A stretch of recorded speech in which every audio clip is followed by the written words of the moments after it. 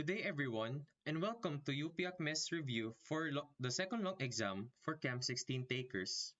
I'm Joshua Aaron Cabando, the Director for Internal Reviews of the Academic Affairs Branch, and I'll be accompanied by Lord Richard Virania, the Director for External Reviews for the same branch. Today, we'll be going over the answers and the solutions in the samplex provided for this long exam.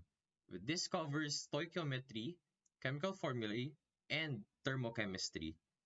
So we'll go over the first part of the samplex. It is modified true or false. For the first item, there are 2.12 times 10 raised to 21 phosphorus atoms in 1 gram of P4O10.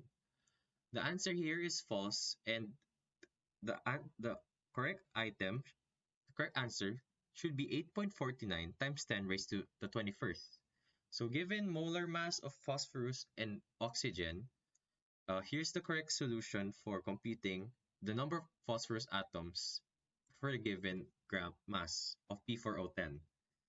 So P4O10, you have to convert this to moles using its molar mass, and then use the mole ratio to count how many phosphorus atoms are there in P4O10, and convert it to 6.022 times 10 raised to 23 atoms, or Avogadro's number, to get the number of atoms. So computing all of this, you'll get 8.49 times 10 raised to 21. For number 2, the first law of thermodynamics states that a total change of internal energy, or delta U, is dependent on heat and work. This is true, and this is stated in the first law of thermodynamics, wherein delta U is equals to Q plus W, where Q is heat and W is work. The signs of Q and W will change depending on the given situation of the system. It could be heat is absorbed, heat is released, work is done by the system, or work is done on the system. The standard enthalpy of formation of a pure element in its reference form is 0.1 kilojoules per mole. This is false because it should be 0 kilojoules per mole. And for examples of pure elements are carbon in graphite form and diatomic molecules such as O2 and I2, N2, all of that. Okay, next. The enthalpy changes in a reaction delta H is considered an intensive property. Well, this is false because it is considered an extensive property because enthalpy is dependent on how much of a substance is present in the system. So when delta H delta H changes depending on how much of substance is occurring. So it should be an extensive property. The free energy change for a phase change process, for example, boiling of water, is 0. This is true because at constant temperature and pressure, for given example, boiling water at 100 degrees Celsius, which is its boiling point, the delta G of that is 0 because the vapor and the water are in equilibrium at the boiling point, given that it is in standard condition. So when delta G is 0, or the free energy change is 0, there is an equilibrium between the water atoms and the water vapor atoms. So this is correct. For number 6, state functions such as delta H and delta S are path dependent. This is false because given the definition of a state functions are always path independent, and it will only rely on the initial and the final state. It doesn't consider the journey or the path taken by the system from its initial state to a final state, but it will only consider the initial and the final state. So it is indeed path independent.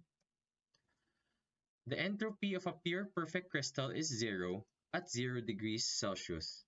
This is false because according to the third law of thermodynamics, the entropy of a pure perfect crystal is 0 at absolute 0. But the absolute 0 is in the units Kelvin. So it should be 0 Kelvin or negative 273.15 degrees Celsius. The heat capacity of an object is the amount of heat required to raise its temperature by 10 Kelvin. This is false because going back to the definition of heat capacity, it's the amount of heat required to raise its temperature by 1 degree Celsius or 1 Kelvin. So this is wrong and it should be just 1 degree Celsius or 1 Kelvin. Enthalpy is the measure of randomness, chaos, or freedom of movement of particles. This is false because enthalpy is delta H and it's related to the heat in the system, the change of the heat in the system. But given the definition of the measure of randomness, it should be defined for entropy because entropy is defined for such, like for the disorder, how disorderly is the system or the substance. Bond breaking is always endothermic. This is true because breaking bonds always requires energy. So this means that the bond breaking is endothermic. It means that it absorbs energy, while bond formation, on the other hand, needs energy. So it will release energy. So bond forming is considered to be exothermic, while bond breaking is endothermic. So we'll now go over to the multiple choice items. And for the first item, how many moles of H atoms or hydrogen atoms are in 2 moles of C2H4Cl2? The answer here is 8 moles, and here's the correct solution or computation on for this item. 2 moles, you have to convert 2 moles of C2H4Cl to the moles of H. So given its mole ratio, 1 mole of C2H4Cl2 is equals to 4 moles of H. So multiply 2 times 4 and you get 8 moles of hydrogen. So it's letter A. For number 2, zinc solid 1.21 grams was added to a copper 2 sulfate 2.65 grams and copper solid was produced. What is the percent yield? So for this item, letter D is the answer, but we'll go over first for the solution. So we'll need the molar mass of zinc, copper, sulfur, and oxygen, and we will have to consider the reaction, the balance reaction for this. So from this item, it is a single displacement reaction wherein zinc will replace copper and it will form zinc sulfate and copper solid. And we also have to define which is the limiting reactant if it's either zinc or copper sulfate and the theoretical yield. So for this, we have to find the least number of moles or the least number of mass of copper generated. So for easier computations, just consider the least number of moles since it is multiplied by the same factor, which is the mass of copper. So from these solutions, we'll see that copper sulfate generated the least number of moles for copper, and this indicates that copper sulfate is the limiting reactant for this reaction. So we will get the theoretical yield from the moles of copper generated by copper sulfate. So we will compute, multiply the moles by the molar mass of copper, which is 63.546 grams, and you'll get 1.05507246 grams of copper. And this is your theoretical yield. So what is asked in the problem is percent yield. So we got an actual yield of 0.74 grams. So divide them, get the ratio. Actual yield over theoretical yield times a factor of 100. So 0.74 grams of copper over the theoretical yield we got a while ago times 100, and we get 70.14%, which is quite high already. So for the next item, which of the following is the correct overall standard enthalpy change of the combustion reaction of methanol? And given the bond enthalpies. So for this item, letter D is the correct answer. So we'll go over the balance equation and the number of bonds present for each of these chemicals. So for the balance reaction, it's quite tricky actually when I try to solve it. It's 1 moles of methanol will react with 3 halves of O2 to generate 1 moles of carbon dioxide and 2 moles of water. So given the chemical structures of methanol, you would have 3 CH bonds, 1 C single O bonds, and 1 OH bonds. For O2, you have 1 double bond of O and O. And this will be multiplied by a factor of 3 halves for the next computation.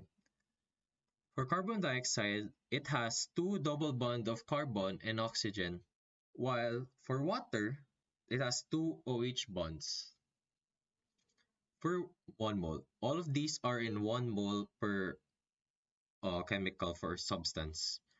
And for the proper computation, we will get the bond enthalpy, which is the bonds broken, the summation of bonds broken minus the bonds formed.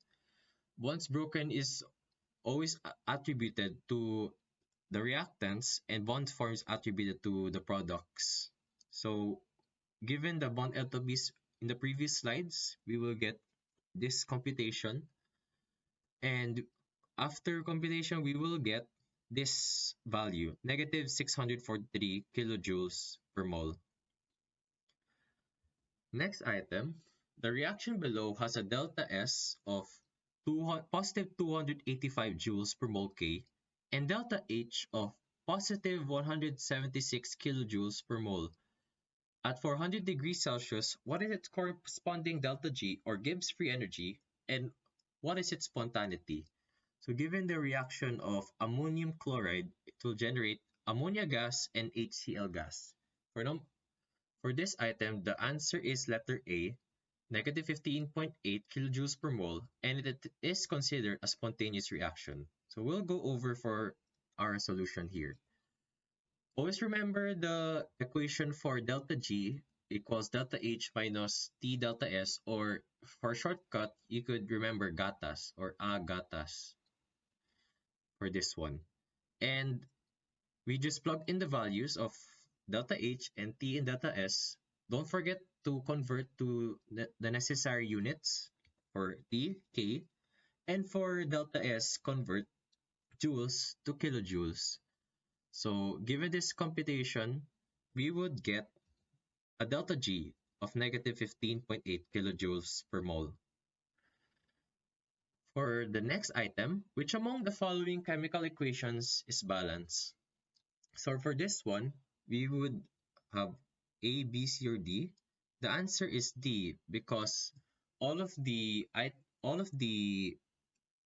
elements are balanced. For example, 4 times C times 3, so we get 12 carbon. We should expect that there should be 12 carbon on the other side. So yes, correct. 20 hydrogen. So yes, correct. 4 times 3, 12 nitrogen, correct. And 9 times 4, 36 O2. So there's 24. 12 times 2, 24. 10 times, so 34. And then O2, 5, and 6. So the reaction is completely balanced. And this is the answer. And for the rest of the items in the mulcho, I will hand it over to Chard and he will manage the other solutions for the mulcho items. So for number 6, it says here, which of the following statements is false? The answer is B. Let's go through each of the choices first. A is true because actually the vaporization of water is different from the enthalpy change for the sublimation of ice. Bakit?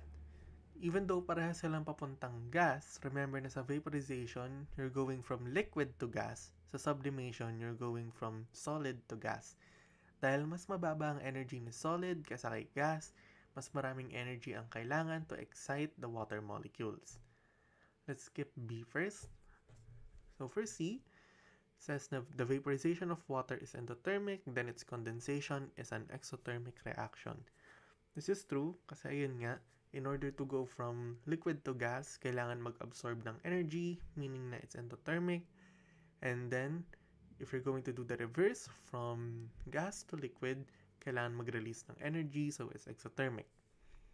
Hindi naman, ito yung mismong definition ng Hess law, na if you split the main reaction into individual steps, tapos pinag-add mo yung enthalpy changes nun, it will still be equal to the enthalpy change of the entire reaction. So, why is B false? Actually kasi, yung enthalpy change and yung heat na nare-release sa vaporization of water is actually equal dun sa nare-release or sa enthalpy change ng condensation of water. Bale, equal ang heat of vaporization and ang heat of condensation. Ang pinagkaiba lang nila is yung sign. Sa vaporization, it's positive kasi kailangan mag-absorb, and sa condensation, it's negative kasi nare-release. But since they are reverse reactions, magkaparehas lang sila ng magnitude. Moving on sa 7, how many oxygen atoms are found in 10 grams of calcium oxide? So, ang answer dito is B. And simple lang yung formula dito. You just need to convert first yung grams of calcium oxide mo into moles of calcium oxide. Tapos you convert those moles of calcium oxide to your moles of oxygen. And finally, meron tayong pang convert ng moles to atoms. That's using Avogadro's number. So going from 10, you divide it by the molar mass of calcium oxide. And then you multiply it by 1 mole oxygen per mole of calcium oxide. Kasi diba, 1 lang yun nandito, 1 lang din yun nandito. Then you multiply it by Avogadro's number per mole of oxygen and you get 1.08 times 10 raised to 23 atoms. So that's B. So for 8 naman, it says na the transformation of copper hydroxide, which is a white precipitate, to the brick red copper 1 oxide is an example of what type of reaction? So this is cuprous oxide. So A, combination, B, decomposition, C, single displacement, and D, double displacement. So ang sagot dito is B, decomposition. Ito yung mismong reaction. So you can see copper hydroxide.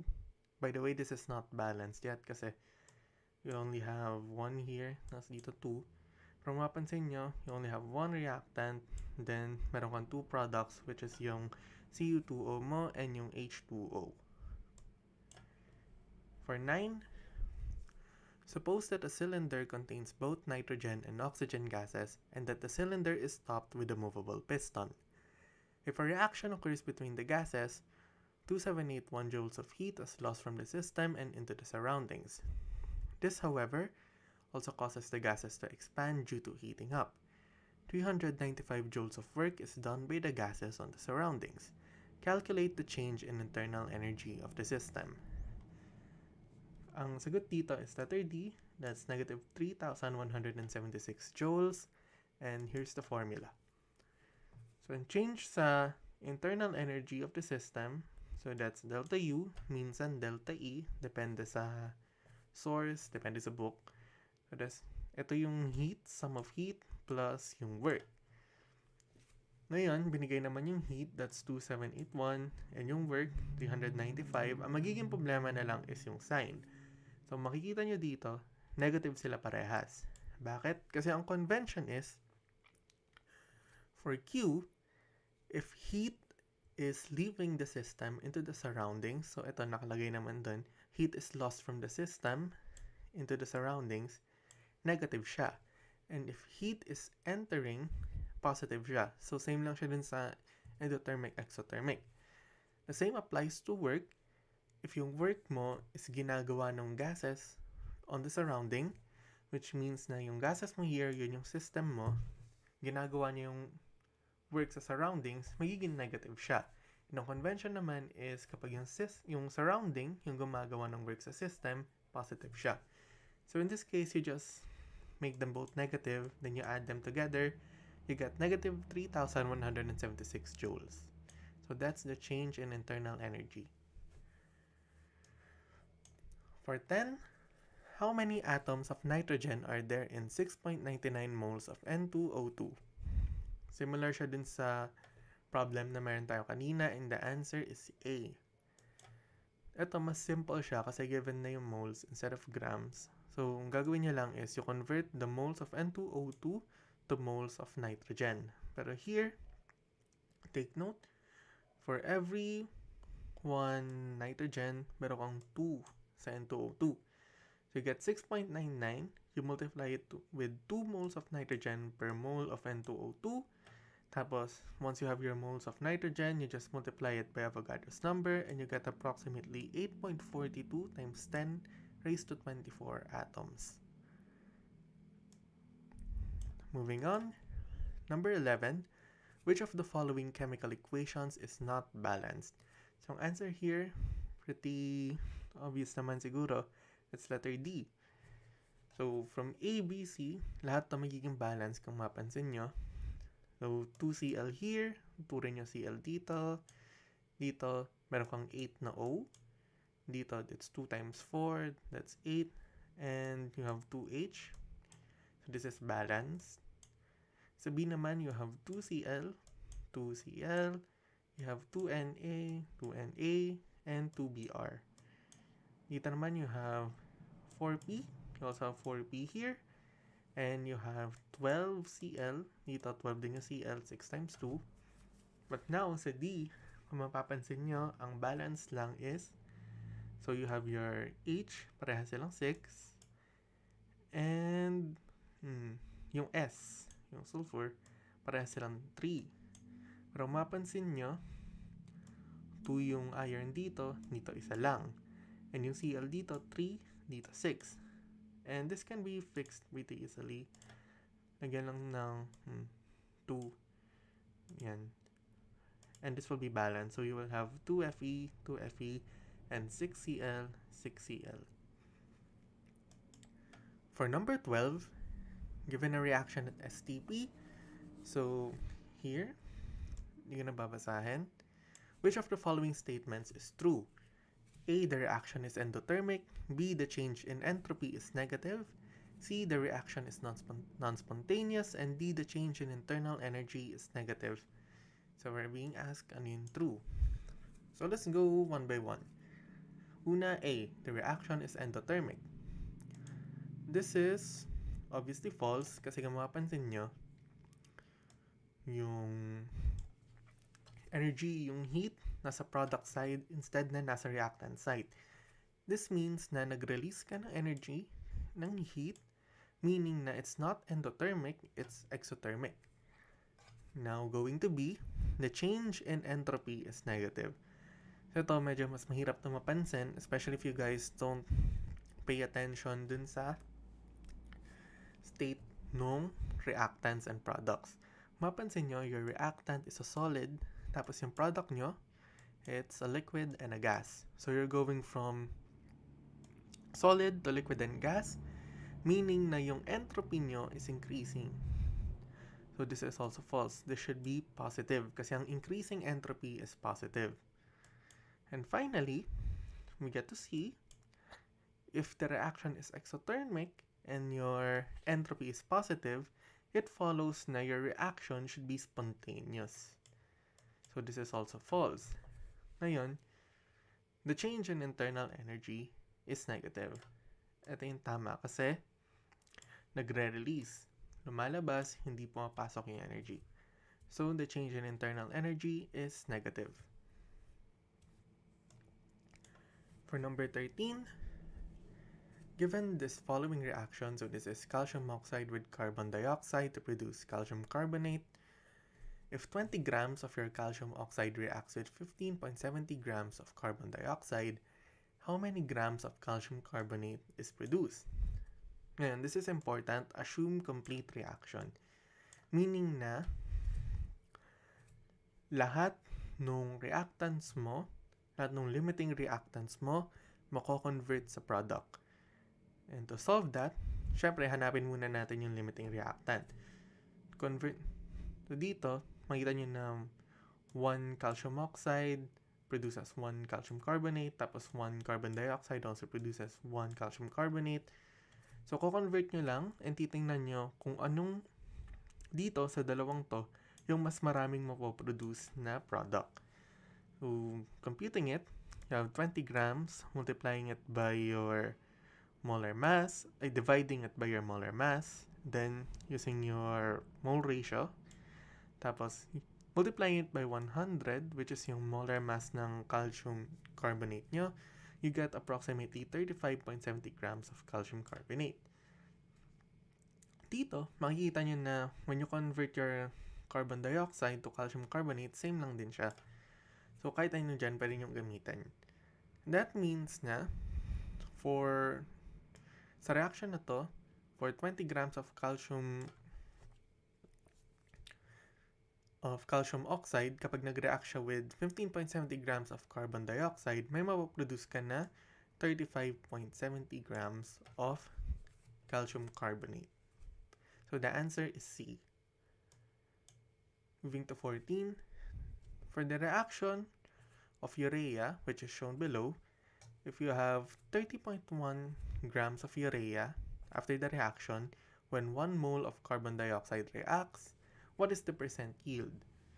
So dito, kailangan nyo muna makuha yung theoretical yield bago nyo makuha yung percent yield. So para makuha yun, divide nyo kasi to by your theoretical yield para makuha to.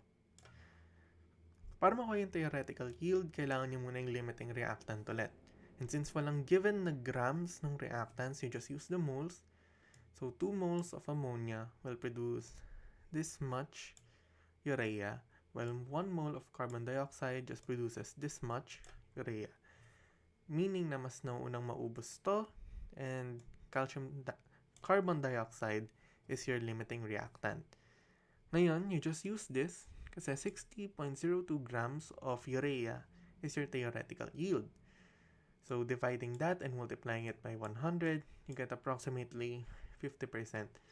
So, mapapansin nyo, merong some errors kasi hindi consistent yung paggamit nung molar mass nung mga compounds and atoms and elements. So yun, kung merong given dun sa exam nyo, either on the periodic table o kaya naman given dun sa mismong problem, best to use those instead na sa outside sources pa, kasi una baka bawal, and pangalawa, para mas maging accurate yung answers nyo dun sa mga nasa choices. So for this, we have approximately 50% yield. 15.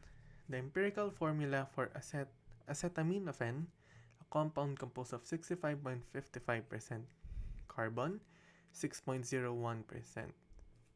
hydrogen, 9.27% nitrogen, and 21.17% oxygen is this one, A, C8H9NO2. To get this, to get the empirical formula, i-multiply natin yung percentages by, i-divide natin yung percentages by the molar mass nung element na yon. So, natataka kayo, saan nakuha tong 65.55 grams? Since hindi naman given yung grams ng mismong sample, it's best to assume na 100 grams siya. Para itong percentage na to, pwede nyo siya agad i-convert to grams. So in this case, makikita nyo, 65.55 divided by 12.011, you get this 5.46 moles.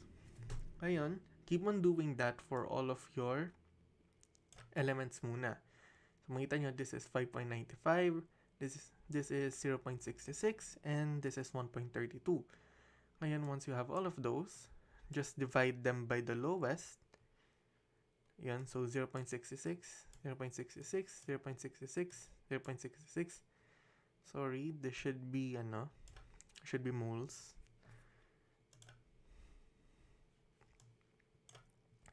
Now, once na makuha niyo yun, makakuha kayo ng mga supposedly whole numbers na to. This is approximate lang, yung 8 and 9, pero they're very close kasi, and yung possible error, nanggagaling lang siya kasi, ayun nga, inconsistent ulit sa ginamit ng mga molar mass. So once you get those, ito yung magiging subscript or yung amount ng atoms for those elements dun sa compound nyo. So for carbon, you have 8. For hydrogen, you have 9. For nitrogen, you only have 1. And for oxygen, you have 2. So makukuha nyo dito is A, that's C8H9NO2. Okay, for number 16, which of the following substances has a change in enthalpy of 0? Basically, I think this is your enthalpy of formation. So for A, that's C in diamond form, so that's a solid. B, that's your ozone gas, so that's oxygen. C, that's Br2, bromine, so Br2 is in liquid form. And D is Ag, that's silver ions in aqueous solution. So the answer here is C. So that's your Br2, that's your Br2 liquid. Specifically, dahil itong condition na to, your delta H equals 0, that's only possible when your element exists in its standard state. So, usually may mga given na kung ano yung standard state of a specific element. For example, C, your carbon, ang standard state niya is solid graphite, not diamond. So, if this was graphite, acceptable yung A, but since it's diamond, hindi. So, for B naman, that's your oxygen, ang standard state niya is O2 gas. Ozone is O3 from what I remember, so hindi rin siya standard state. So hindi na fulfill yung conditions for this. D naman, that's silver ions in aqueous solution, so hindi rin siya yung standard state. And that leaves us with C, that's Br2 liquid. Yun yung standard state ng bromine. For number 17, which of the following is an endothermic process? So A, that's the reaction of hydrochloric acid with sodium. B, the condensation of ethanol in ethanol distillation. C, formation of ice crystals. And D, sublimation of benzoic acid. Ang sagot dito is D, your sublimation, kasi kanina pa natin naman nababanggit na when you're going from a lower energy state to your higher energy state, kailangan mag-absorb ng energy, so usually endothermic yung process.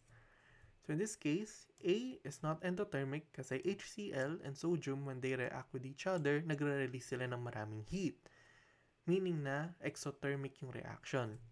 With B and C naman, this is going from a higher energy state. So for B, you're going from gas to liquid, condensation. Sa C naman, you're going from liquid to solid, the formation of ice. Kaya these are both exothermic kasi nagre-release ka ng heat and energy. So that leaves us with D, sublimation of benzoic acid. Ayan, moving on to number 18. Solvation of large molecules involves the breaking of lots of H bonds. Bond breaking is always blank. A, energy releasing. B, energy absorbing. C, athermic. And D, adiabatic. So dito, kanina pa natin nasasabi na when you break bonds, kailangan nag-absorb ng energy. So the answer is B, energy absorbing.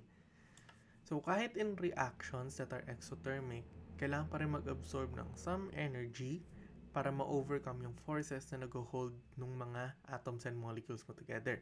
Exothermic lang siya kasi in the end, mas malaki pa rin yung energy na nare-release dun sa formation ulit ng products kesa dun sa energy na kailangan para i-break yung reactants and mag-cause ng reactions.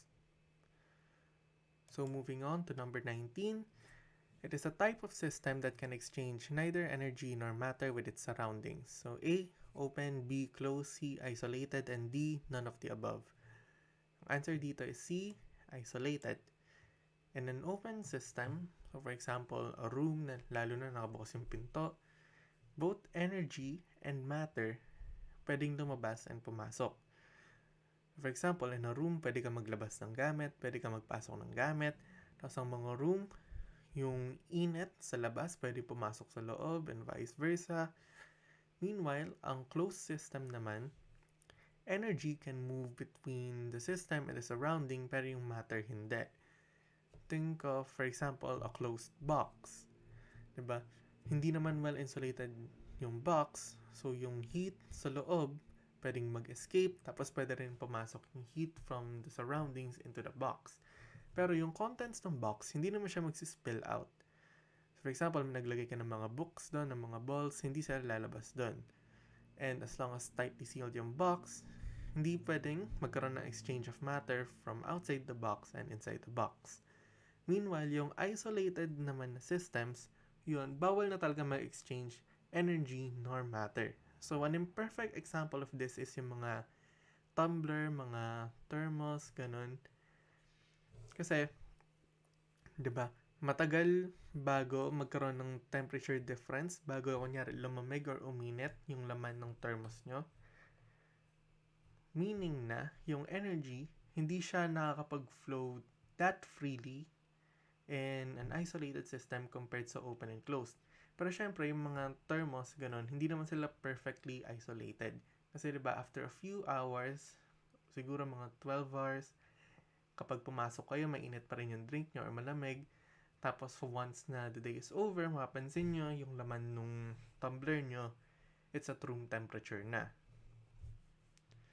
So, yan. But, this kind of system, your isolated system, so, at perfect conditions, neither energy nor matter pwedeng mag-exchange sa surrounding and sa system. And finally, 20, calculate Ccal, so this is your specific heat ng calorimeter nyo, when 3 grams each of HCl and sodium hydroxide react to give a temperature rise of 2.5 degrees Celsius. So for this one, kailangan nyo tong formula na to. So, negative Ccal equals moles of your limiting reactant times your change in enthalpy times your divided by the change in temperature. So here, let me erase that. So that means, pwede natin lipat yung negative dito sa kabila. So your Ccal now becomes equal to this values. So saan galing tong 0.075? So kukunin nyo lang yung moles ng limiting reactant or reagent dito sa dalawang to. And intuitively, makukuha nyo yun by seeing ano yung mas mabigat, ano yung may mas mabigat, mas malaki na molar mass. For example, HCl is around 36 and NaOH is around 39. Meaning na, for 3 grams, mas marami kang moles of HCl kaysa NaOH by a small bit.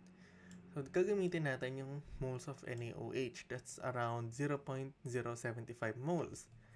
Ngayon, saan nakuha yung delta H?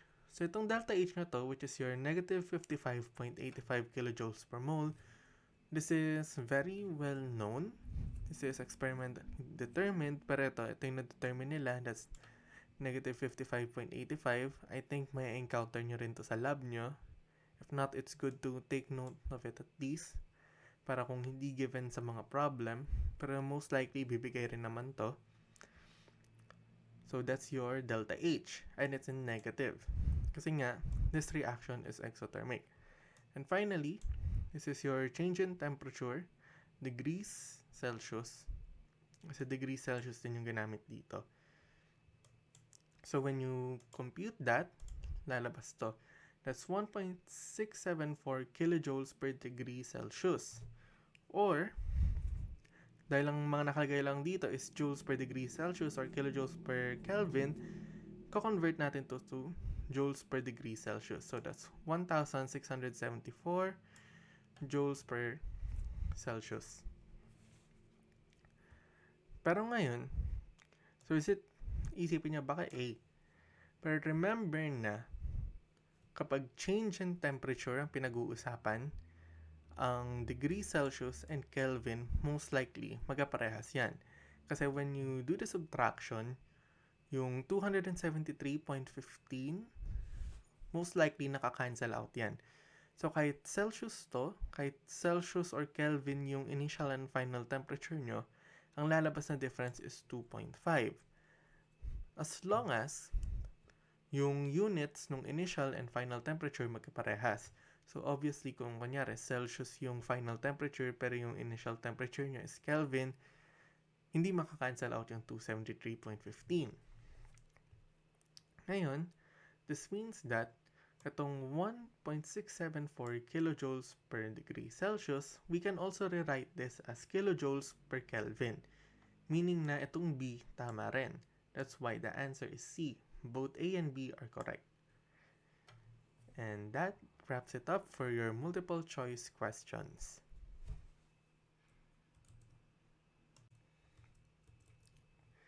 And finally, for the last part of your reviewer for LE2, we have the problem solving part. Number 1, you need to determine the empirical formulas of A, warfarin, which consists of 74.01% carbon, 5.23% hydrogen, and 20.76% oxygen by mass. And for B, you need to get the empirical formula of sulfametazole, which consists of 39.98% carbon, 3.73% hydrogen, and 20.73% N, along with 11.84% oxygen and 23.72% sulfur by mass. So dito, ang importante is, since hindi niya given yung grams ng samples ng warfarin and sulfametazole nyo, you need to assume, or it's easier to assume na 100 grams each. Para itong mga values na to, itong percentages of carbon, hydrogen, oxygen, you can directly convert them to grams. So let's go to the next slide. So for warfarin, we convert the percentages na binigay kanina into moles. So 74.01 divided by the molar mass, you get 6.16. 5.23 divided by 1.01 to get 5.18. And 20.76 divided by 16 to give 1.3. Ngayon, ang pinakamababa dito is your 1.3 moles. So divide lang natin tong tatlo na to by 1.3.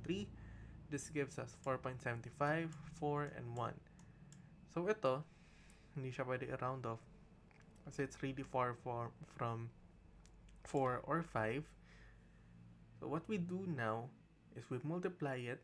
We multiply all of these by a coefficient hanggang lahat sila maging whole number. So in this case, let's see 4.75 H4 NO1 multiplied by 4 to get C19, H16, and O4. And that's the empirical formula of warfarin. Meanwhile, for sulfametazole, you have these naman. So this is your carbon, this is your hydrogen, nitrogen, oxygen, and sulfur. So dividing those by their molar masses, we get 3.33 moles of carbon, 3.69 moles of hydrogen, 1.48 moles of nitrogen, and 0.74 moles for both oxygen and sulfur. Since ito yung dalawang pinakamababa, you just divide the rest by 0.74. That gives us 4.5, 5, 2, 1, and 1. Again, malayo to sa 4 or 5, so we just multiply by a coefficient, 2, to get all whole numbers. That gives us C9, H10, and 4, O2S2. So ito yung dalawang sagot. The empirical formulas for warfarin and sulfametazole are the following. So C19, H16, O4 for warfarin, and C9, H10, and 4, O2S2 for sulfametazole. Moving on to number 2, two Chem 16 students, Kim and Leanne, are doing the same experiment, but they are using different starting reagents. Kim uses cobaltous nitrate while Leanne uses cobaltic nitrate. Each of the starting reagents is reacted with sodium chloride. You need to do 3 things for this problem. First, A. Write the balanced chemical equations involved in the experiment.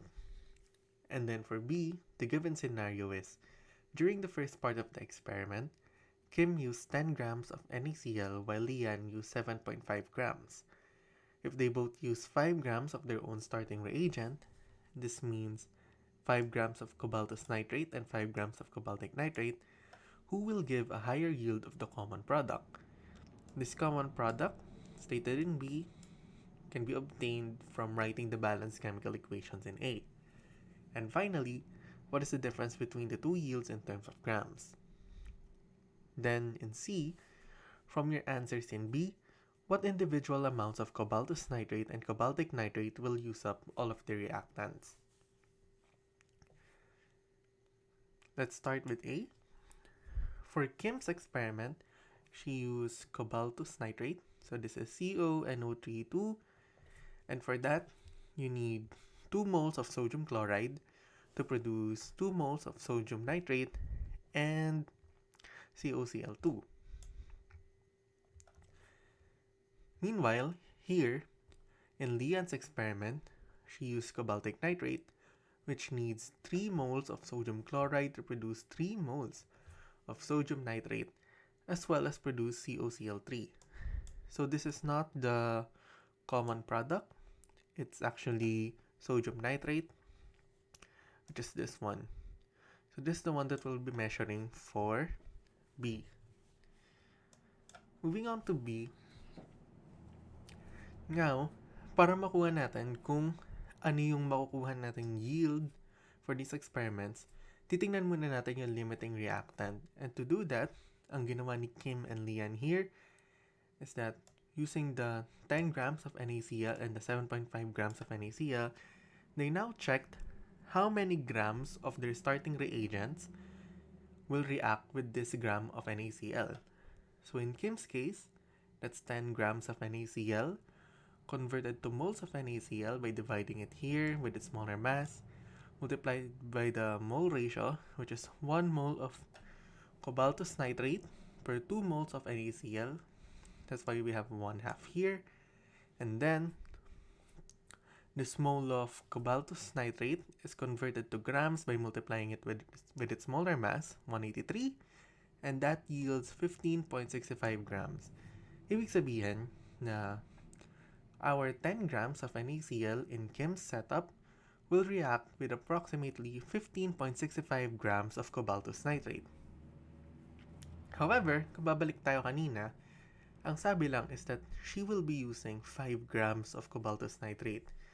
This means na in the reaction of 5 grams cobaltous nitrate and 10 grams NaCl, unang mauubos yung cobaltous nitrate.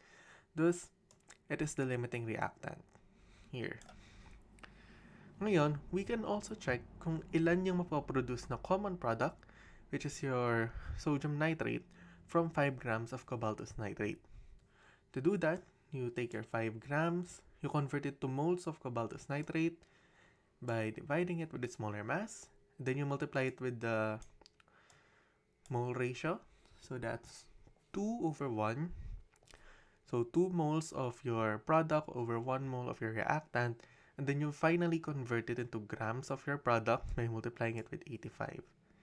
So that gives around 4.644808743 grams of sodium nitrate.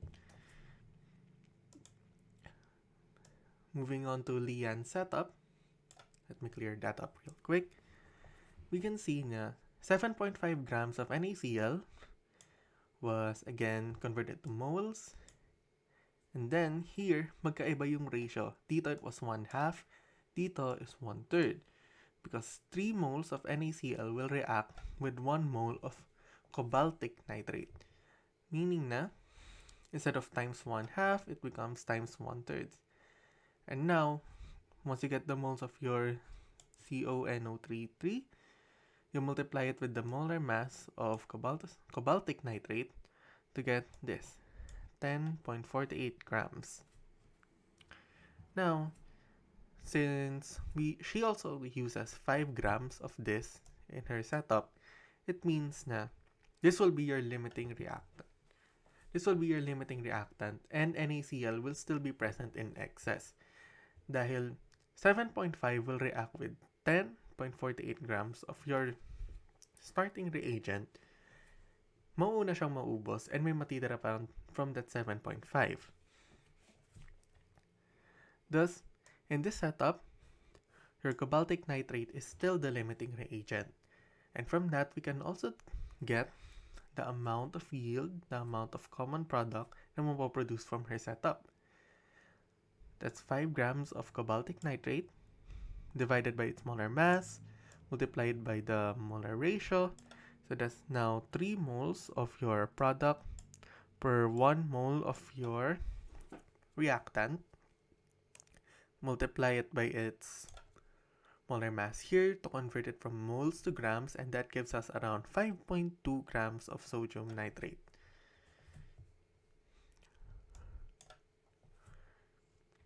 From that, we can see na Lian produced more sodium nitrate than Kim. So that's 5.2 minus 4.6 gives us around 0.55 or 0.56. Round that off, and that gives us 0.56 grams. Therefore, Lian will give a higher yield of sodium nitrate by around 0.56 grams. And finally, for C, they were just asking kung ilang grams of your starting reagents, so ilang grams of cobaltous and cobaltic nitrate yung kailangan to fully react with your NaCl. If we'll go back here, makikita natin na for Kim's setup, kailangan natin ng around 15.65 grams of cobaltous nitrate to react with 10 grams of NaCl. So you need this much of your starting reagent para maubos completely. Meanwhile, dito naman, kay Lian, you need 10.48 grams of cobaltic nitrate para maubos to completely. Kaya dito, magiging sagot natin is your 15.65 grams of cobaltous nitrate and 10.48 grams of cobaltic nitrate. Okay, for our last problem for the problem solving part and our last item for our samplex, we will check on the glycolysis problem. So glycolysis involves the conversion of glucose into 2 lactic acid. So 1 glucose, 2 lactic acid. And we'll go over the values for this one. So we have this table, and upon perform calorimetry, we obtain these values. So we have mass burned and heat capacity, since same calorimeter naman, one value only. And we have the corresponding delta T for glucose and lactic acid. So we'll go over the answers for the next this problem rather. For letter A, we have to write the chemical equation for the combustion reactions of glucose and lactic acid. Always remember that combustion reactions involve a hydrocarbon and oxygen gas, and its conversion will yield carbon dioxide and water. It's always like that for combustion. So glucose needs 6 moles of O2 to convert to CO2 and H2O. Same goes for lactic acid. 3 moles will yield 3 moles of carbon dioxide and 3 moles of water. So here are the equations for the combustion reaction, which we will use for the next items. For letter B, determine the standard molar enthalpy change for the combustion reactions. So given the values that we have in the table, we'll just plug it in. So the important thing here is this one, negative C cal delta T, or Q cat. So plugging in the values, we need to find delta H of glucose and lactic acid. So we obtain negative 18.4 and negative 38.3 kilojoules. But this is not the end of the problem, because we need to find the standard molar enthalpy change. This is just delta H, just enthalpy. So to get that, you have to divide delta H over N, or in other words, the moles. So to get moles, we need to divide the mass over the molar mass of the substance. For glucose, the molar mass is 180 grams per mole. And we have to plug in the values. We get the delta H that we obtained a while ago, and then divided by the moles, which is mass over molar mass. And we get negative 2.81 times 10 raised to 3 kilojoules. It's around the thousands. Same goes for lactic acid. We plug in the values, and after computation, we get negative 1.35 times 10 raised to 3 kilojoules. And these standard molar enthalpy changes are important for the next item, which will involve Hess's law. So for Hess's law, we have to take note of the combustion reactions and the net reaction that we need, which is the glycolysis reaction. So in order for in order to get the glycolysis reaction, we have to uh, manipulate the reactions, the combustion reactions given. So for glucose, we can retain the reaction, but for lactic acid, we have to get its reverse reaction. So that means if you get the reverse, you get the opposite of the value of delta H prime. And we also have to add a factor of 2 since two lactic acids are formed from 1 moles of glucose. So we multiplied this by -2 and we get this value. Okay, so we have to add the 2 delta H, the standard molar enthalpies, and we will get -120 kilojoules per mole. And since negative ang ating reaction, exothermic siya. It will release heat. For letter D, we have to find the standard molar enthalpy for glucose. Always take note that for a standard molar entropy, it's usually delta S of the product minus delta S of the reactant. Same goes for our delta H, product minus reactant. So for our lactic acid, we have 34 calories per mole K. So we have to convert it to joules and then kilojoules so that we might need it for a computation for the next item. So use the conversion factor. 4.184 joules is equal to 1 cal.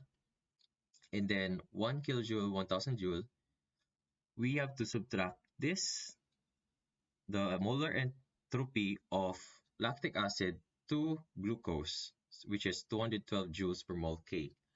And then we get 0.0725 kilojoules per mole K, which will be used actually in the next item, which will be spontaneity.